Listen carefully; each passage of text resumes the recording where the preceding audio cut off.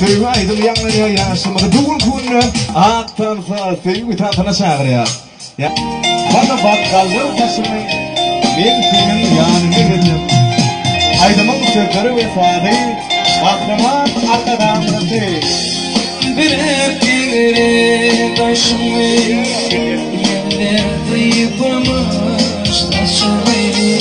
Yerlerde yıpamış taşımayı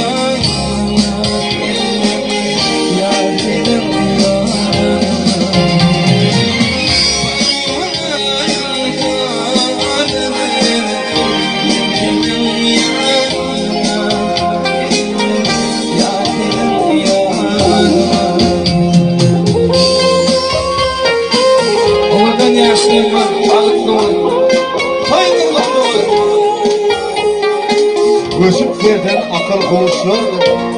Bu bakarlar baktı koğuşlar Tatlı suyu ki ismasal geçler Ben senin yanına Ben senin yanına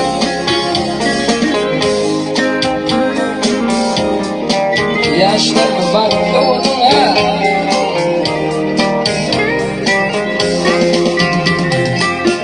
Göçüp yerden akıl koğuşlar Bu bakarları baktı koğuşlar Bu bakarları baktı koğuşlar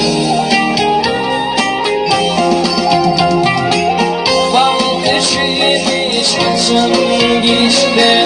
Men senin yanına geldim Yar senin yanına geldim